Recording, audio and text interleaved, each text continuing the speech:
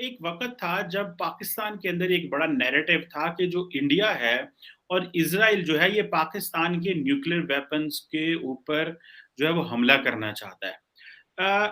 मैं इसमें जब when I was growing up तो हमारे दिमागों में ये चीज़ डाली गई कि भई इज़राइल के जहाज़ इंडिया आ गए। हमने ये जो दुनिया में हड़कंप मचा, कोहराम मचा, हमने रुपी ट्रेडिंग शुरू की। रोहित जी, 24 कंट्रियां रुपी ट्रेडिंग करने को तैयार हो गई। आज 24 कंट्री में आप कारोबार रुपये से कर सकते हो। हम ईरान से भी तेल ले सकते हैं, और आज आपको अनाउंस करता हूं रुपी ट्रेडिंग का मतलब है मैं ईरान से भी तेल रख सकते हैं।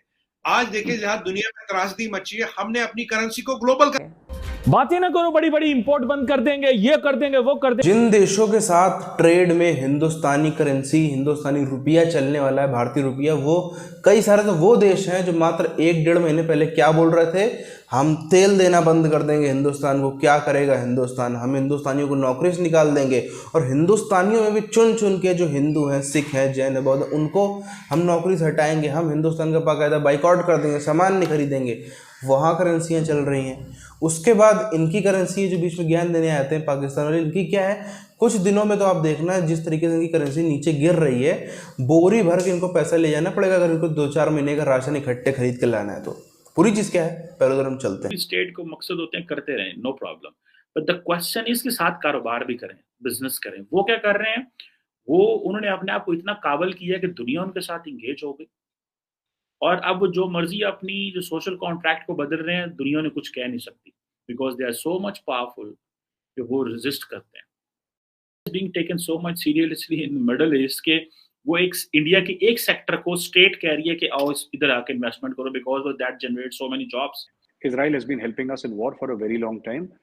कारगिल में जो हमने लेजर गाइडेड बॉम्ब्स यूज करे थे वो इसराइल के थे, वो इसराइल की टेक्नोलॉजी थी। जो बालाकोट में यूज करे थे स्पाइस 2000 वो इसराइल का था। 1971 वॉर में इसराइल की टेक्नोलॉजी थी। तो ऐसी इसराइल ने हर समय भारत की मदद करी और भारत भी इसराइल के साथ। अब भारत भी now India is also in a position to help, so India is also helping Israel. ये जो आपने हेरोन ड्रोन्स की बात करी है चीमा साहब, ये तो नए वाले ले रहे हैं। पुराने वाले हेरोन ड्रोन्स हमारे पास हैं काफी टाइम से, मैं खुद देख चुका हूँ। मैं आई हैव फिल्म्ड इट। अगर आप मेरा टीवी सीरीज देखें पेट्रियट, तो उसमें मैंने 3 साल पहले शूट कर रखा है पूरा एपिसोड उनके साथ। जब एक वक़्त था जब पाकिस्तान के अंदर एक बड़ा नैरेटिव था कि जो इंडिया है और इज़राइल जो है ये पाकिस्तान के न्यूक्लियर वेपन्स के ऊपर जो है वो हमला करना चाहता है। इसमें जब when I was growing up तो हमारे दिमागों में ये चीज़ डाली गई कि भई इज़राइल के जहाज़ इंडिया आ गए और इसके ऊपर बहुत सारी रिपोर्टिंग भी हुई। तो आप क्या समझते हैं इंडिया और इज़राइल का डिफेंस कोऑपरेशन किस हद तक है? तो चाहिए है चीमा साहब कि ये जो कहते हैं ना कि मुसलमानों को ये करा, भाजपा ने ये करा, मुसलमानों और हिंदू का कन्फ्लिक्ट आज से कई 100 सालों से चल रहा है भारत में। ये आज का, ये मोदी जी का मैन्युफैक्चर्ड नहीं है। ये जिसको भी ये गलतफहमी हो कि मोदी जी का मैन्युफैक्चर्ड है, सीईओज और जिसके जो मैनेजिंग डायरेक्टर्स हैं वो इंडियंस हैं, leveraging that sort of power and leveraging our diplomacy.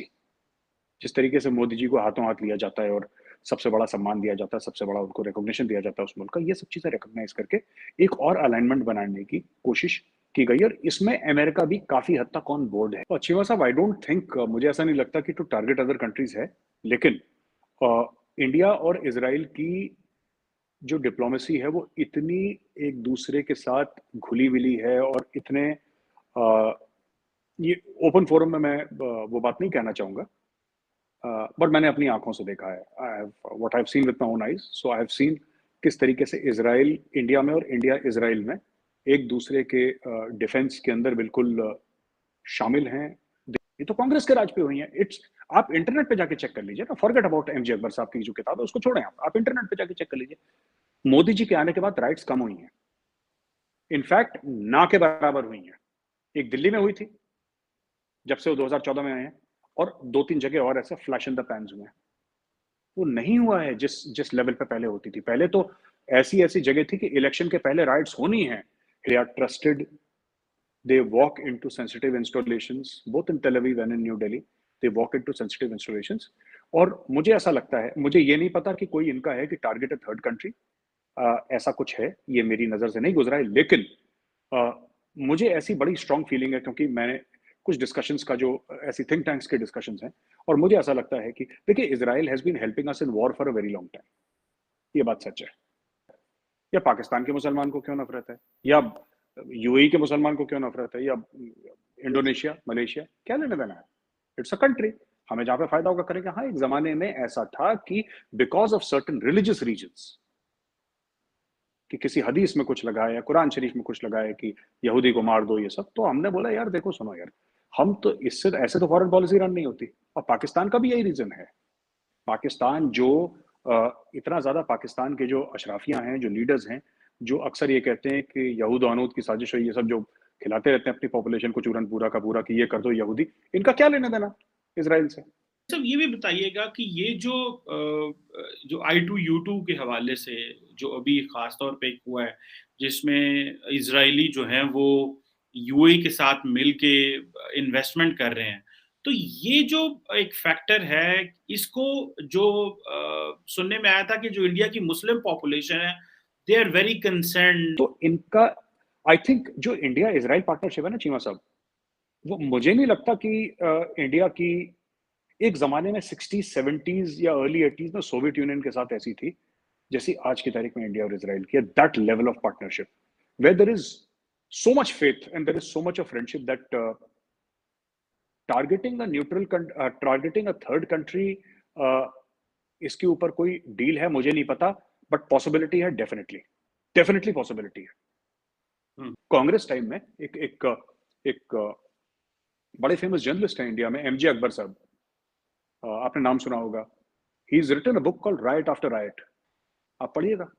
हजारों की तादाद में मोदी जी 2014 में आए ना पावर में, 2014 में आए। आप छोड़ दीजिए मोदी जी को, 1 मिनट कोने में करिए मोदी जी को, डज नॉट मैटर। 2014 से पहले देख लीजिए, हजारों की तादाद में, कई सौ और हजारों की तादाद में छोटी और बड़ी भारत में राइट्स हुई हैं, सिर्फ हिंदू और मुसलमान की। वो जो कहावत है ना कि बहती गंगा में हाथ धो लेने चाहिए, इस समय बड़ी ही जिम्मेदारी के साथ अगर इस चीज़ को कहा जाए, फैक्ट्स एंड फिगर जिस तरफ इशारा कर रहे हैं, चुनिंदा मतलब उंगलियों पे आप गिन सकते हैं, इतने देश हैं आज विश्व भर में जिनकी इकोनॉमी आज कम से कम स्टेबल है, जिनकी इकोनॉमी डी ग्रो नहीं कर रही। और बड़े देशों में जो ज़्यादातर उसमें छोटे देश हैं, जितने बड़े देश हैं, बड़ी इकोनॉमीज़ हैं, उसमें हिंदुस्तान अकेला ऐसा देश है जिसकी इकोनॉमी जो है वो डी ग्रो नहीं कर रही।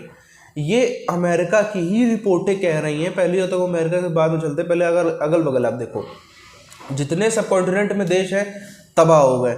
चाहे वो नेपाल हो, नेपाल के पास इंपोर्ट करने का पैसा नहीं है। बांग्लादेश की इकोनॉमी भी अब जवाब दे गई है, खबरें अगर आप पढ़ते हो तो आप सबने सुन लिया होगा। पाकिस्तान की हालत रोज़ आप देख रहे हैं कैसे हाय तो मची हुई है। श्रीलंका ख़त्म हो गया। जितना पूरा सब कॉन्टिनेंट है, कहीं पर भी हालत ठीक नहीं है। सबकी इकोनॉमी जो है वो जवाब दे रही है। इन्फ्लेशन सब में तेज़ी से बढ़ रहा है। अब चाइना को आप देख लो, चाइना के पास में इतना पैसा भी नहीं है कि वो जो 40,000 करोड़ रुपए अपने बैंकों में पंप करके जो है वो दोबारा सुचारू रूप से सिस्टम को चला दें। उसको दंगे हो रहे हैं, पब्लिक दंगे कर रही है, पब्लिक को पैसा नहीं मिल रहा है बैंकों से। तो आप समझ सकते हो उसकी क्या हालत होगी, कितना ज़्यादा उसको लिक्विडिटी का दिक्कत है। वैसे ज़रूर पैसा, लेकिन लिक्विडिटी के मामले में चाइना इस समय में बहुत बुरी तरीके से फंसा हुआ है। क्विक कैश नहीं, उसके हाथ में पैसा नहीं। वैसे पैसा है, इंफ्रास्ट्रक्चर में फंसा है, दुनिया भर में फंसा है, यहाँ BRI में फंसा है, इधर फंसा, उधर फंसा, पाकिस्तान में फंसा, बांग्लादेश फंसा, श्रीलंका फंसा, हाथ में कैश नहीं, इसकी समस्या है।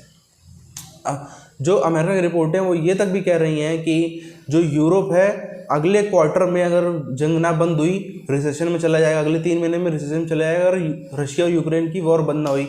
उसके अगले क्वार्टर में, उसके अगले 3 महीनों में जो है वो अमेरिका रिसेशन में चला जाएगा अगर ये वॉर ना बंद हुई।